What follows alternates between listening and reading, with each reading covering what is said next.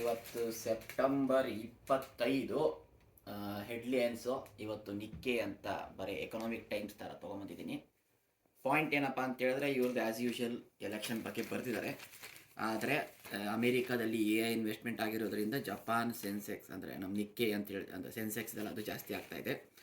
ಆಮೇಲೆ ಇಲ್ಲಿ ಬರೆದಿರೋದು ಟ್ರಂಪ್ ಅವರು ಯುಕ್ರೇನಿಗೆ ರಷ್ಯಾ ತೊಗೊಂಡಿದ್ದೆಲ್ಲ ಜಾಗ ವಾಪಸ್ ಮಾಡ್ತೀನಿ ಅಂತ ಹೇಳಿದರೆ ಅದೇನು ಆಗೋದಿಲ್ಲ ಅನಿಸುತ್ತೆ. ಆಮೇಲೆ WTO ಎಲ್ಲ ಇದೆ, ಇದೇನು ಸಂಬಂಧ ಅಲ್ಲ.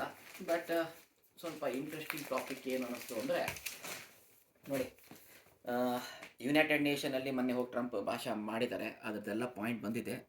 ಬಟ್ ನಾನು ಫೋಕಸ್ ಏನು ಮಾಡ್ತಾ ಇದ್ದೀನಿ ಅಂತ ಹೇಳಿದ್ರೆ, ಯುನೈಟೆಡ್ ನೇಷನ್ಸ್ಗೆ ಯಾರ್ಯಾರು ಎಷ್ಟು ದುಡ್ಡು ಕೊಡ್ತಾರೆ ಅಂತ ನೀಟಾಗಿ ಬರೆದಿದೆ. ಮ್ಯಾಕ್ಸಿಮಮ್ ದುಡ್ಡು 22% ಫಿಕ್ಸ್ ಆಗಿದೆ GNI ಮೇಲೆ. ಒಂದು $820 ಮಿಲಿಯನ್ ಅಮೆರಿಕ ಕೊಡುತ್ತೆ. ಆಮೇಲೆ ಚೈನಾನು ಆಲ್ಮೋಸ್ಟ್ ನೋಡಿ ಈಗ $700 ಮಿಲಿಯನ್ ಕೊಡ್ತಾ ಇದೆ.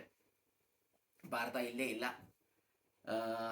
ಏನು ಹೇಳಬೇಕಂದ್ರೆ ಈ ಲಿಸ್ಟಲ್ಲಿ ಭಾರತನೇ ಇಲ್ಲ. 37-35 ಸ್ಥಾನದಲ್ಲಿದ್ದೀವಿ ನಾವು. ಭಾರತದವರು ಸೆಕ್ಯೂರಿಟಿ ಕೌನ್ಸಿಲಲ್ಲಿ ಒಬ್ಬರಾಗಬೇಕು ಅಂತಂದು ಹೇಳಿಬಿಟ್ಟು ದುಡ್ಡು ಕೊಡದೇ ಇರೋದು ಎಲ್ಲ ಪಾಯಿಂಟ್ ಆಗಿರುತ್ತೆ. ಸ್ವಲ್ಪ ಇನ್ನು ಯುನೈಟೆಡ್ ನೇಷನ್ಸು ಚೈನಾ ಮೋಸ್ಟ್ಲಿ ಬರ್ತಾ ಕಂಟ್ರೋಲ್ ತೊಗೊಂಡು ನಂಬರ್ 1 ಕಾಂಟ್ರಿಬ್ಯೂಟರ್ ಆಗ್ಬೋದು. ಸ್ವಲ್ಪ ಇಂಟ್ರೆಸ್ಟಿಂಗ್ ಟಾಪಿಕ್ ಇತ್ತು, ನಿಮಗೆಲ್ಲ ಹೇಳಿದೆ. Thank you.